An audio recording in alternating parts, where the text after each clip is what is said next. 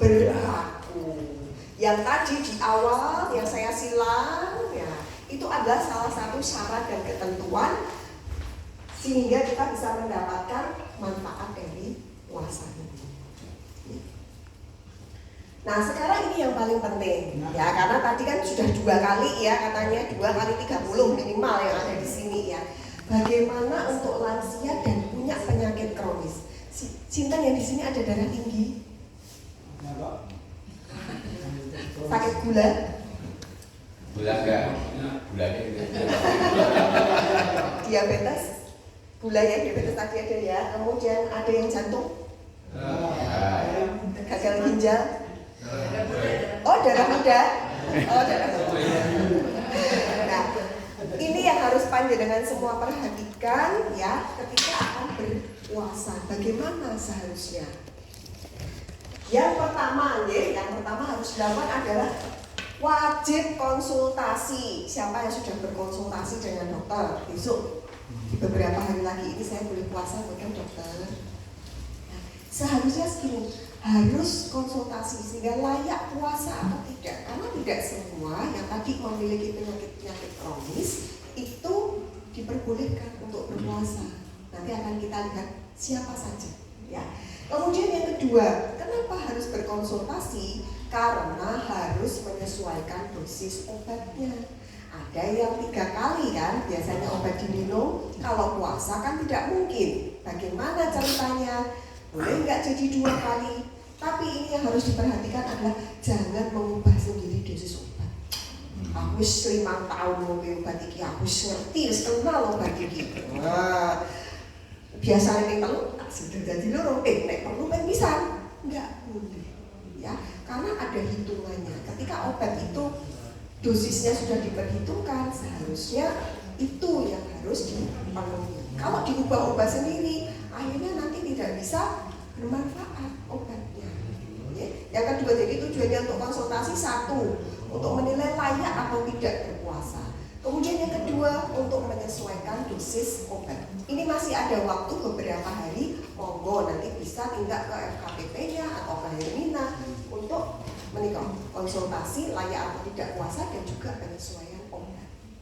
Kemudian yang ketiga, kenapa harus berkonsultasi sebelum berpuasa? Karena ada beberapa tanda bahaya yang harus diperhatikan oleh Bapak Ibu semua. Nanti akan kita lihat. Yeah. Nah ini untuk yang lansia dan diabetesi. 1 seharusnya sih 2 bulan atau 2,5 bulan sebelumnya itu sudah konsultasi. Dia harusnya senangnya 2 bulan yang lalu ya. Ya, jadi harus berkonsultasi seharusnya 6-8 minggu sebelum berpuasa. Kemudian yang kedua, untuk tahu tadi layak atau tidak, dia ada risiko tinggi, risiko sedang, risiko rendah. Nanti kita akan lihat. Kemudian yang ketiga, apa saja yang harus diperhatikan kalau dia tetap berpuasa. Nah ini dia. Ini nanti lanjut, ada yang jantung, ada yang ginjal di sini semuanya. Jadi ada 3 kriteria: risiko berat, risiko sedang, dan juga adalah risiko ringan. Kalau risiko ringan ini gampang ya. Dia adalah gulanya sudah terkendali, tensinya sudah terkendali, jantungnya sudah terkendali ya. Pokoknya semuanya sudah terkendali, dia boleh berpuasa tetapi tetap dengan pengawasan. Ini yang paling kanan dulu, yang hijau. Kemudian yang berikutnya yang tengah adalah yang kuning. Dia boleh berpuasa tapi pengawasannya ketat. Siapa dia? Ini adalah kalau dia diabetes dengan kadar gula yang terkendali. Artinya terkendalinya misalnya tadi 300 jadi 250. Itu tetap harus ada pengawasan yang ketat. Mana yang tidak boleh? Nah ini kalau ada risiko berat. 1, dia pernah mengalami hipoglikemi, gulanya di bawah 100. Wah, tahu-tahu pingsan. Itu tidak boleh. Kalau sudah pernah mengalami kondisi itu tidak boleh berpuasa. Itu yang pertama. Kemudian yang kedua, kalau dia pernah mengalami penurunan kesadaran karena gulanya sangat tinggi. Pernah ya dengar gulanya 600, 700, wah jedet gitu ya, masuk ke rumah sakit, masuk ke ICU. Itu pun juga tidak boleh berpuasa. Oke, jadi kalau pernah ngedrop banget atau tinggi banget, pernah sampai koma di rumah sakit, itu tidak boleh. Itu yang kedua. Kemudian yang ketiga adalah kalau kadar kadar gula darahnya belum terkontrol. Nah ini kalau kadar gula darahnya masih antara 150 sampai 300 atau HbA1c di atas 7,5, itu risiko berat ketika dia berpuasa. Kok bisa toh? Aku tetap ngombe obat kok. Ya. Hati-hati, karena pada orang yang belum terkontrol seperti ini, artinya gulanya itu suatu saat nanti bisa ngedrop sekali atau bahkan bisa naik sekali. Okay? Jadi ini yang tidak boleh, yang ketiga. Kemudian yang berikutnya adalah yang kondisi akut. Misalnya memang tiba-tiba ada infeksi berat, itu tidak boleh berpuasa. COVID misalnya, masih ada loh ya Bapak Ibu, sekarang COVID ya, masih ada, cuma memang lebih terkendali. Tapi artinya kalau dia mengalami infeksi yang berat, tidak boleh berpuasa kalau tidak boleh. Kemudian nah ini, yang gagal ginjal. Pernah ya mungkin ada teman dulu pensiunan gitu ya, gagal ginjal boleh nggak sih berpuasa? Kalau gagal ginjalnya itu gagal ginjal yang masih stadium 1, stadium 2, ya stadium 3, itu bisa berpuasa tetapi betul-betul harus kontrol dengan ketat. Kalau sudah gagal ginjal yang stadium 4, 5, sama sekali tidak boleh berpuasa. Apalagi sudah cuci darahnya baik pakai mesin atau pakai yang ditempel di perut, itu tidak boleh sama sekali berpuasa. Kenapa kok tidak boleh? Karena dia ada beberapa resiko yang bisa dialami pada orang yang gagal ginjal. Yang tadi stadium 1 sampai 3 pun itu juga berisiko. Resikonya apa? 1, dehidrasi. Kalau dia dehidrasi, justru fungsi ginjalnya akan makin turun. Kemudian yang kedua, resikonya apa? Akan terjadi perubahan elektrolit. Elektrolit itu apa? Sing gampang ya. Elektrolit yang terpenting yang harus Bapak Ibu ingat gitu ya, terutama ini sudah usianya 2 kali 30 gitu ya. Itu minimal 1 natrium. Ya, natriumnya gimana? Kemudian yang kedua kalium. Yang ketiga adalah klor, ya, klorida. Karena 3 elektrolit ini nanti akan sangat berpengaruh pada Bapak Ibu semua. Jadi lemes, gampang lalem, ya, itu situ. Rata-rata nyun sewu. Pada usia yang sudah lanjut, kadang kalau pernah mengalami malas makan ya, suatu saat itu padahal sudah kesukaannya gitu ya, sate 29 misalnya gitu ya. Kenapa gitu ya? Nah, atau mungkin dia sudah dikasih es yang paling enak gitu ya, enggak juga. Nah, hati-hati kalau sudah kondisi kayak begini, males, enggak mau makan, kemudian sering lupa, jangan-jangan natriumnya sedang drop. Ya, jadi itu elektrolit ya. Jadi itu bahayanya kalau orang yang sakit ginjal itu memaksa untuk berpuasa. Ya. Kemudian yang berikutnya adalah hamil, jelas ya, ini enggak ada yang hamil ya, nanti ibu sini ya.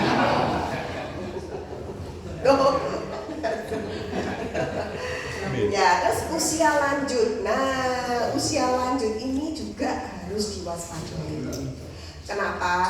Karena usia lanjut ini banyak sekali perubahan juga. Kadang-kadang aku ngelak, aku luwe kok. Ya, karena apa? Sensitivitas usia lanjut terhadap rasa haus, rasa lapar itu sudah menurun. Ya, batasnya ambangnya itu sudah turun. Makanya kadang-kadang pun makan yang wish, karena apa? Dia tidak merasa lapar, padahal belum makan. Atau minum, ini rata-rata yang pada usia lanjut itu yang harus perhatikan adalah minumnya. Karena apa? Sensitivitas terhadap rasa hausnya juga rendah.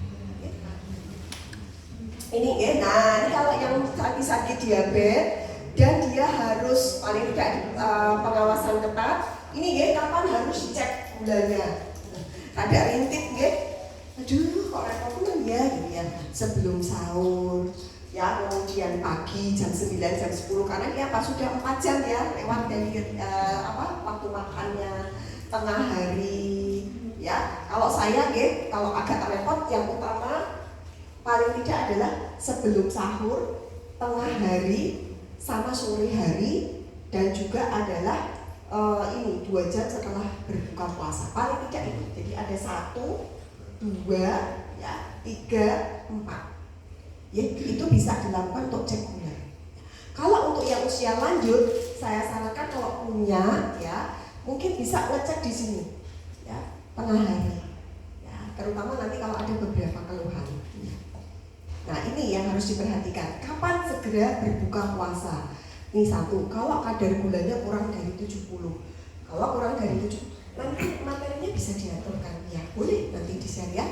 Kalau kadar gulanya kurang dari 70, boleh langsung berbuka, bikin teh manis ya, atau mungkin ada permen, makan permen ya supaya segera gulanya naik. Atau justru kurma boleh ya, atau lebih dari 300 itu harus stop ya, puasanya harus dihentikan ya. Kemudian kalau ada tanda-tanda hipoglikemi, hiperglikemi, dehidrasi. Nah, tanda-tandanya apa? Kalau kelebihan gula, rasa haus yang sangat kok ngelamun kayak harus ngombe ngelak ya. Kemudian lapar, sering kencing, itu adalah tanda-tanda hiperglikemi. Mulai bingung dan juga adalah ada keluhan mual atau muntah. Ini harus berhenti ya. Kemudian yang berikutnya tanda hipoglikemi. Nah, ini tadi kalau untuk usia lanjut boleh tengah hari ya, itu cek gulanya. Kalau ada tanda-tanda ini ya sudah stop aja puasanya ya, mulai kok gemeter, kayak kok keluar keringat dingin. Karena ada beberapa pasien saya itu keluar keringat dingin, dia tetap lanjut puasanya, eman-eman kurang jam, tidak boleh. Karena apa? Justru itu akan membahayakan ya kalau dilanjutkan ya. Kemudian berdebar-debar ya. Nah, mulai perubahan temperamennya bukan menjadi marah-marah kalau hipoglikemi, jadi lemes, ditakoni, si suruh senyum ya nggak bisa gitu ya. Ini harus dihentikan ya. Kemudian yang berikutnya ini, kalau tanda dehidrasi juga harus segera dihentikan puasanya. Kalau mulutnya rasanya kok kering sekali ya, tenggorokannya rasanya kering ya, kencingnya juga nggak keluar makan ya, nggak keluar, atau warnanya sudah mengarah ke kuning tua atau seperti teh, berarti harus dihentikan puasanya ya, karena itu nanti justru akan lemas dan akhirnya bisa menjadi dehidrasi yang bikin shock. Kemudian ya, ini adalah tanda-tanda ya kapan kita harus berbuka. Lanjut. Nah, ini adalah pengaturan makan, gampang sebenarnya ya. Intinya bagaimana kita mengatur porsinya, jenis bahan makanannya, sama cara pengolahannya. Ya, ini pun gampangnya kalau untuk panjenengan semua adalah harus selalu ada sayur pada saat sahur ataupun berbuka. Nah, ini ya kalau saya sampaikan harus ada pelangi dalam piring. Jadi warna piringnya boten kalih. Tidak hanya putih dan coklat, ya, tidak hanya putih dan hijau, tapi minimal ada tiga warna. Itu menandakan ada sumber karbohidrat, sumber protein, dan juga adalah sayur. Nah, apa yang harus dihindari saat berbuka? Ini kok ya, makanan yang terlalu manis, karena seringkali kolak. Ya, boleh nggak sih kolak? Boleh. Boleh. Ya, tetapi kalau saya sarankan bagi yang sakit gula, diambil isinya saja, tapi airnya hanya 1 atau 2 sendok makan. Ya, nggak marem ya?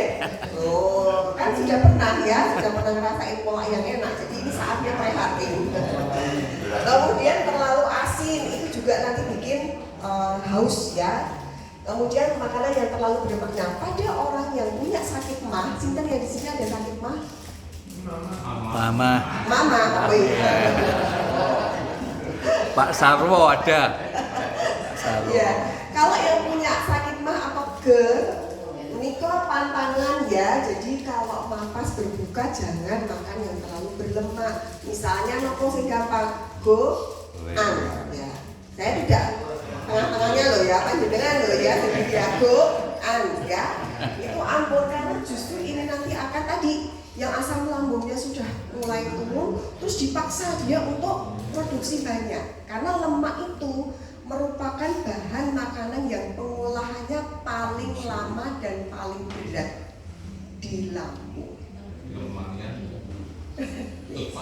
Lanjut deh. Nah, ini harus ada sayur dan buah perlu diingat, ya. Jadi jangan dilupakan setiap hari harus ada ini. Ini lauknya juga demikian harus komplit ya, baik itu tahu tempe, ikan, telur itu kalau bisa tetap dikonsumsi. Mengapa? Yang lansia mau puasa itu harus tetap konsumsi lauk, baik itu yang hewani ataupun yang nabati supaya masa ototnya tidak berkurang. Panjenengan ngerasa tambah tipis, ininya tambah empuk. Iya. Ya, itu artinya masa ototnya itu mulai berkurang. Makanya panjenengan senam. Salah satunya adalah untuk mempertahankan masa otot. Tapi supaya masa ototnya itu juga tetap, selain senam juga harus diimbangi dengan protein. Karena itu yang nanti akan mempertahankan masa otot. Lanjut ya. Ya, mereka hindari ya, terutama yang banyak digoreng itu harus dikurangi, tumis dengan minyak berlebihan. Mereka intinya, mari kita berhemat minyak goreng. Nah, ini yang tidak kalah penting. Ini rumus ya yang bisa panjenengan nanti penuhi ya, karena tadi sensitivitas rasa hausnya sudah mulai turun. Jadi yang paling gampang 2-4-2. Nah, 12. Ya, jadi pada saat berbuka 12, malam itu 4, ya, sampai sebelum tidur, terus pas sahur itu 2. Jadi minimal 8 gelas itu harus dikonsumsi. Ya, 1 gelas 250. Ya. Tapi ini harus disesuaikan. Kalau panjenengan ya nanti dilihat kalau ada yang penyakit jantung dan diperbolehkan berpuasa, nanti matur sama dokternya dulu ada pembatasan cairan atau tidak, karena itu nanti akan menjadi penentu. Ya, boleh diselam. Untuk isi dehidrasi di bulan puasa ini yang katanya 242 ini itu apakah hanya air bening putih saja atau air minuman yang lain? Kopi, Jawabannya kita akan melihat slide berikutnya. Ya, ini gampangnya 242 ya. Kenapa kita harus melihat tanda-tanda dehidrasinya dulu nih ya? Kalau sudah mulai merasa pusing, sakit kepala, kencingnya berkurang ya, kemudian mulut bibir terasa kering ya, dan juga lemes, itu tanda-tanda dehidrasi. Itu dulu diperhatikan. Ya alhamdulillahnya kita di bulan awal, di bulan Februari ini, jadi mungkin masih banyak hujan ya, mudah-mudahan nanti tidak terlalu terik. Lanjut, nih ya, jadi tanda-tanda dehidrasinya harus diperhatikan dulu. Itu orangnya mesti gini ya, dehidrasi itu ya. Ya enggak mesti. Itu cuma gambarnya aja sih. Itu kalau ini udah lemes banget kalau kayak gitu aja. Nah ini bisa juga kalau tadi 242 nanti perinciannya 1111 seperti ini boleh ya. Ini ada 2 cara, tapi yang kalau saya bagi panjenengan yang gampang 242. Nah ini jenis minuman. Tadi menjawab Bapak siapa Pak? Imam Wibowo. Pak Bowo ya. Imam. Oh salah. Panggilannya Pak Imam. Oh panggilannya Pak Imam. Karena beliau memang sering jadi imam. Oh luar biasa ya. Pak Imam ya tadi menerangkan 242 itu apa? Yang satu memang air harapannya adalah air bening. Ya kalaupun terpaksa teh ya tidak apa-apa 1 gelas. Kalau kopi nanti akan kita lihat ya. Ini minuman saat puasa yang dianjurkan adalah air mineral atau yang mengandung elektrolit, karena tadi natrium, kalium, ya sama klorida itu sangat penting untuk panjenengan semua. Ya, jadi harapannya bisa air mineral atau air yang mengandung elektrolit boleh untuk saat berbuka puasa. Kemudian jus buah, ya itu bagus ya, karena selain ada gulanya ya untuk merehidrasi dan juga menambah gula pada saat buka, itu juga bagus ya. Kemudian susu ataupun kuah kaldu. Susunya susu apa itu? Susunya menyesuaikan. Jawaban saya ngambang ya, menyesuaikan. Ya. Kuah kaldu. Nah, kuah kaldu ini juga jadi kalau saya boleh menyarankan pada saat berpuasa ini, panjenengan semua yang sudah usia lanjut itu kalau bisa sayurannya yang berbuah. Itu salah satu tips untuk menambah cairan yang masuk ya dalam sehari-hari. Sehingga nggak perlu minum air putih, tapi kan karena sudah ada buah itu sudah ngiras-ngirus kita menambah cairan untuk masuk. Apa yang harus dihindari? Satu, minuman bersoda. Kemudian yang kedua adalah minuman mengandung kafein saat berbuka. Ya, minuman mengandung kafein saat berbuka. Ya, jadi kalau misalnya mau ngunjuk kopi, karena sudah mungkin biasa ya, itu bisa ya pada saat sahur ya, atau mungkin mau taraweh biar nggak ngantuk taraweh. Pak Imam ya. Kalau nikotin tuh, merokok itu nikotin. Bukan merokok. Merokok itu tidak mematikan ya Pak? Iya. Oh iya. Tapi yang mematikan adalah akibat rokok. Jadi kalau nikotin harapannya di punten selama berpuasa ya. Ini minuman air kelapa boleh. Air kelapa boleh ya. Tapi ini pada orang yang tidak ada gangguan ginjal. Kenapa? Karena air kelapa itu banyak mengandung kalium. Ada kemarin Pak pasien dulu, karena mungkin seger deh. Iya. Air kelapa tahu kaliumnya di atas 5,5. Bahayanya adalah di jantung. Padahal maksimal. Jantungnya terus jadi gini, getar. Ya, jadi tidak denyutnya tidak begini, tapi mau getar. Karena hati-hati, boleh tetapi tidak banyak. Ya, misalnya cuma 1 gelas itu. Kemudian selanjutnya, boleh olahraga enggak? Tetap berolahraga bisa dilakukan setelah berbuka puasa atau sebelum berbuka puasa. Itu seperti Pak? Ya. Terkait air minum sebaiknya air biasa bisa air dingin. Air Panas. dingin. Nah, dingin atau panas ya. Kalau untuk usia lanjut memang saya sarankan air yang tidak dingin, ya. Nah, kalau sudah terbiasa, ya kan tiap orang berbeda-beda, daya terima lambungnya berbeda. Kalau sudah terbiasa dengan air dingin, saya disarankan dingin tidak terlalu manis tapi sejuk ya. Ya, sejuk itu bisa. Boleh. Lanjut. Nah, ini olahraga ya, olahraganya jangan terlalu berat. Kalau tadi 1 jam, ya olahraganya cukup 20 sampai 30 menit karena kondisi sedang berpuasa. Nah, ini apa yang harus diperhatikan saat berolahraga di bulan puasa? 1, tekanan darah. Jadi punya tensi ya di rumah. Ya. Kalau olahraga tensi dulu berapa? Kalau terlalu tinggi tidak boleh. Terlalu rendah juga tidak boleh. Kalau normal sesuai kayak 130, 140 masih oke. Tapi begitu di atas 150 atau 150 ke atas diharapkan wortel. Kalaupun mau olahraga ya paling hanya olahraga pernapasan saja. Oke. Kemudian harus peregangan. Ya, jadi kalau yang pripun Pak? Iya, gimana Pak Imam? Kayaknya kok. Iya. Iya. Ketika berpuasa, kalau kita sudah asam lambung, sebelum kita buka puasa itu boleh kita apakah bisa mengonsumsi obat pelapis lambung? Boleh. Tetapi itu tidak menjadi wis tak kayak obat lambung tak mangan gorengan. Peromah. Ya.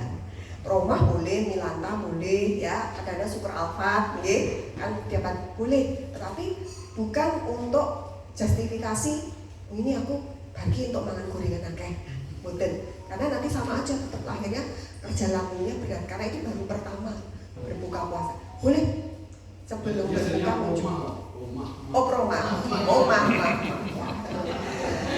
Ya, jadi untuk olahraga minimal kontrol tensinya, kemudian yang kedua harus peregangan dulu, dan ini ya latihan koordinasi supaya nggak gampang jatuh. Siapa yang di sini sudah pernah jatuh? Ketika jalan jatuh. Ini sirian untuk usia lanjut. Ya, kalau sudah pernah jatuh harus hati-hati, betul-betul harus waspada karena risiko untuk jatuh berikutnya itu akan menjadi lebih besar. Misalnya di rumah Orang apa-apa melaku biasa tahu-tahu jatuh. Ya. Atau mungkin biasanya yang turun tangga di rumah cuma 2-3 tangga itu ringan pendek ya, maksudnya tangganya itu bisa, sekarang tidak bisa. Kalau sudah pernah jatuh harus betul-betul diperhatikan karena artinya koordinasi otot ini mata sama ini keseimbangannya sudah mulai berubah. Nah, coba gambar apa ini? Ada berapa? 2. Yeah. 1, 2, 1, 2. Yang paling belakang, Ibu pojok. Ya. Ada berapa gambar? Rambutnya Ketika cowok, betul Bu? rambut cewek. Matanya 1.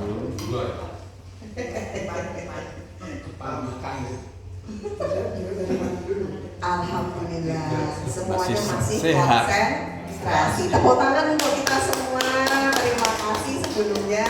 Kalau ada yang mau ditanyakan barangkali masih mungkin ada waktu 10 menit ya. Monggo.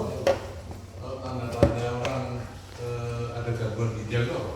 Nah, tanda-tanda ada gangguan ginjal 1 jadi gini, kalau masih stadium 1, stadium 2 itu tidak terlalu terlihat dari produksi kencingnya. Yang harus diperhatikan adalah kalau dia melihat di pemeriksaan urin kreatin. Ya, harus ke arah sana, nanti akan dihitung kemudian fungsi ginjalnya. Kalau kreatinin rata-rata, ini kan setiap lab ada range sendiri-sendiri tergantung alatnya. Rata-rata kalau dia masih 1,2, 1,3 masih oke. Begitu di atas itu hati-hati. Ureum juga demikian. Kalau ada peningkatan 10-20 kali dari nilai normal itu harus hati-hati. Oke. Itu ya, jadi tanda-tanda ginjal. Kalau yang sudah parah ya jelas 1 produksi air kencingnya akan mengalami penurunan. Kencing turun. Iya. Jumlahnya tidak Sedikit. Iya. Karena apa? Ginjalnya sudah tidak bisa memproduksi air kencing secara normal seperti sedia kala. Karena kan yang memproduksi air kencing itu ginjal. Ya, jadi cairan yang diunjuk semua itu nanti akan lewat ginjal disaring, dia dipilah, nanti terus sebagian keluar lewat air kencing. Nah, itu memang ginjal di sana. Kalau yang mempunyai darah tinggi dalam waktu yang sudah bertahun-tahun, memang secara berkala periodik disarankan untuk cek ureum kreatinin untuk melihat. Tetapi kalau ginjalnya itu tensinya itu terkontrol, insya Allah ureum kreatininnya juga cair. Ya. Kita ini kan udah banyak bukan obat kronis ya, Ya. kronis. Nah, seandainya dokter masih resep obat untuk pagi sore, kalau bulan puasa ya. Nah, setelah bulan puasa nanti, setelah kita harus konsultasi sama dokter kita masing-masing. Tapi mungkin waktunya mungkin udah dekat, mungkin bisa diberitahu misalnya harus makan pagi kita makan sahur, atau yang sore kita makan sebentar. Itu sama gitu jalan itu. Ya kalau yang obat 2 kali bisa kita taruh pada saat sahur dan berbuka. Cuman yang agak repot adalah obat yang 3 kali. Nah, biasanya obat itu Nyun Sewu, kenapa kok dia dibuat 3 kali? Artinya kan dia per 8 jam ya. Seharusnya artinya memang kerja obat ini ya 8 jam. Supaya nanti obatnya ini tetap bekerja ya ini 8 jam. Ini 8 jam. Nah, ini memang perlunya kalau konsultasi kalau obatnya 3 kali untuk dibuat menjadi 2 kali, apakah dosisnya ditambah atau diganti dengan obat yang lain? Nah, ini perlunya memang berkonsultasi. Masih ada waktu. Ya. Gangguan ginjal. Ada urin berusaha itu kenapa ya? Ya. Terus kedua minum soda urin itu efeknya apa nih? Ya, jadi kencing berbusa itu penyebabnya banyak. 1, memang yang saya karena kencingnya banyak, terus kemudian sor gitu ya Bu, jadi pancarannya itu kencang, ya pancarannya kencang itu juga bisa menghasilkan busa. Itu 1. Secara mekanik ya, secara mekanik itu juga bisa menghasilkan busa. Itu 1. Makanya tidak boleh nahan kencing itu ya supaya salah satunya ketika keluar tuh nggak gitu ya, karena itu bisa menyebabkan berbusa. Kemudian yang kedua bisa karena memang ada protein yang ikut keluar. Ya, jadi nanti ada perhitungannya. Kalau misalnya panjenengan mungkin sudah ada yang pernah cek namanya mikroalbumin urin, ya itu dilihat kalau memang ada nanti protein atau albuminnya ikut, jadi itu jumlahnya banyak, itu bisa bikin kencingnya juga lebih berbusa. Bisa juga karena gula. Kalau gulanya tidak terkontrol terlalu tinggi, ada yang ikut ke urin, itu juga bisa menyebabkan kencingnya berbusa. Gula itu tadi kemungkinan bisa karena memang kencingnya banyak, ya. Kemudian yang kedua memang bisa jadi ada protein yang banyak ikut keluar.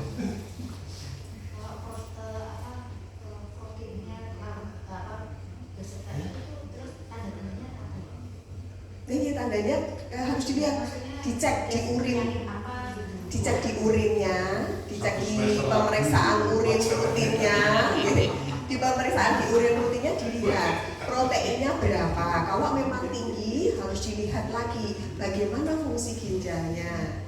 Kemudian yang berikutnya kok normal, dilihat lagi pada saat pemeriksaan apakah pada waktu itu konsumsi proteinnya jumlahnya banyak.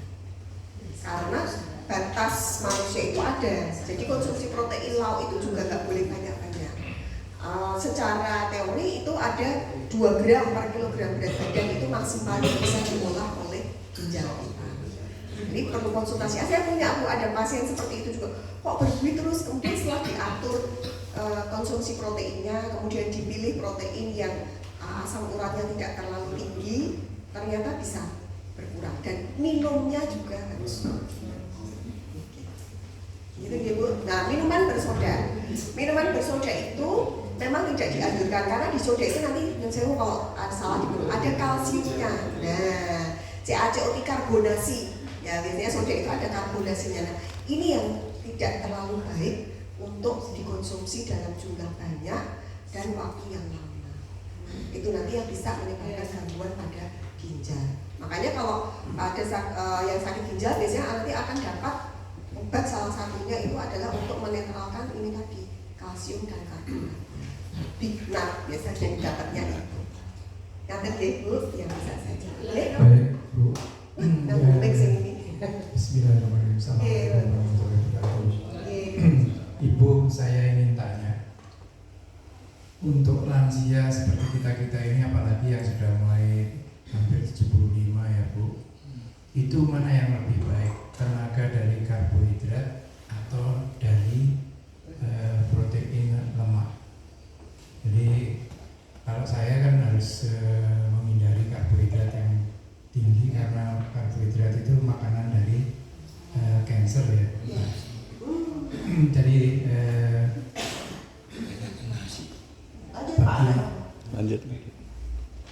Lanjut. ya, jadi saya ingin melihat kita kaitkan dengan puasa ini. Juga intermittent fasting itu juga pada dasarnya juga harus mengurangi karbohidrat untuk yang sepuh-sepuh ini. Jadi itu yang ingin saya tanyakan kaitannya dengan puasa, mana yang lebih baik kita konsumsi karbohidrat atau protein. Terima kasih Dok. Bapak sini namanya? Saya Cahyo Utomo. Pak Cahyo, oke. Nah Pak Cahyo ini gampangannya ya. Semua penting, semua bagus ya. Baik itu karbohidrat, protein ataupun lemak. Tapi proporsinya. Ini proporsinya. Kalau memang Bapak ada diabetes memang. Betul. Oh ada kanker.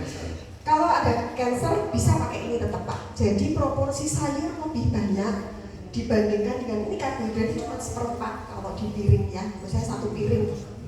Ini ya, ini dan dipilih karbohidratnya adalah karbohidrat yang dari bentuk orisinal. Misalnya yang memang beras, kemudian yang memang jagung, bukan tepungnya.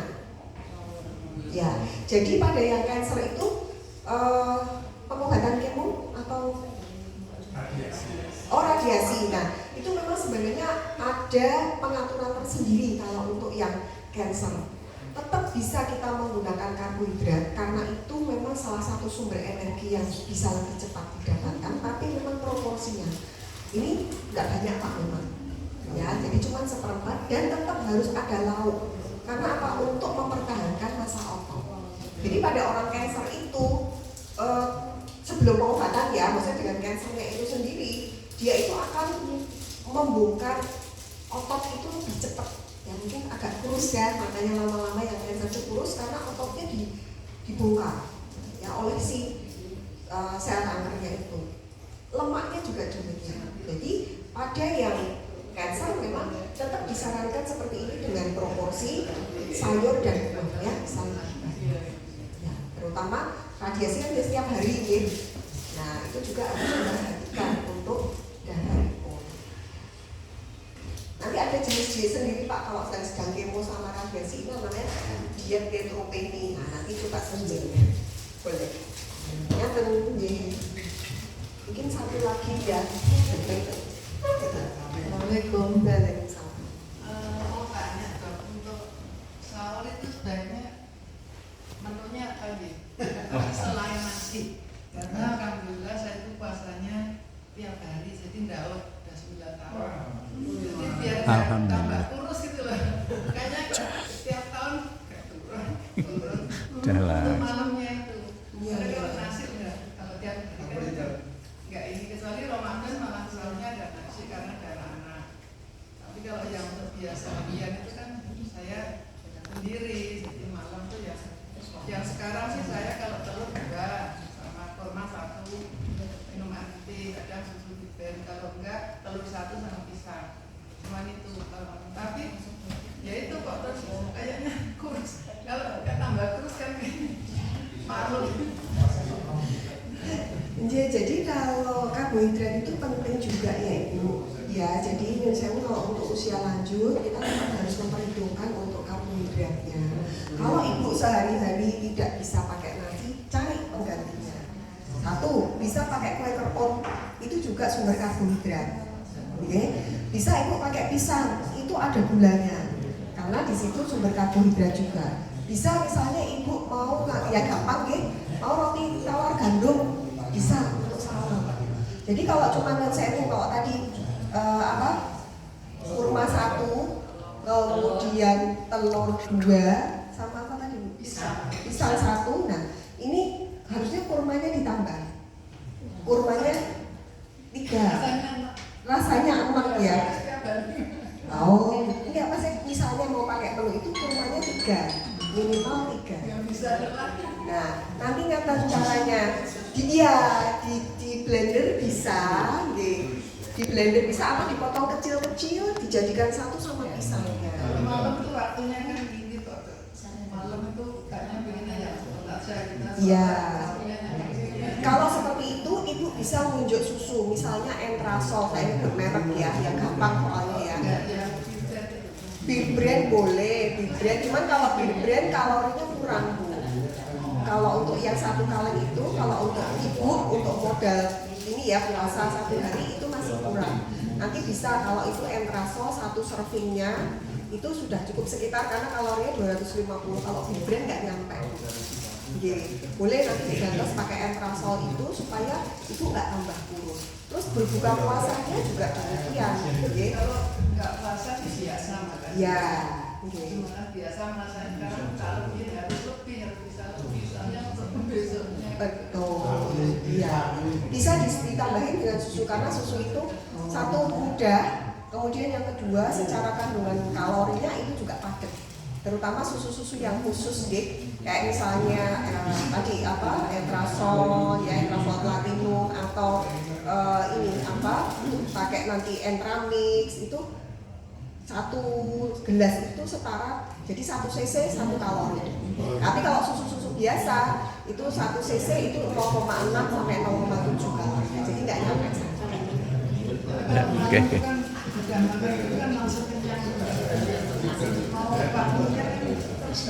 Kalau seperti itu berarti makanannya dipilih makanan yang kecil tapi padat kalorinya dan gizi. Susu itu salah satu pilihan. Soalnya kegiatannya kan juga biasa, sekarang ya biasa. Nggih. Iya, nggih. Sami-sami nggih. Nggih.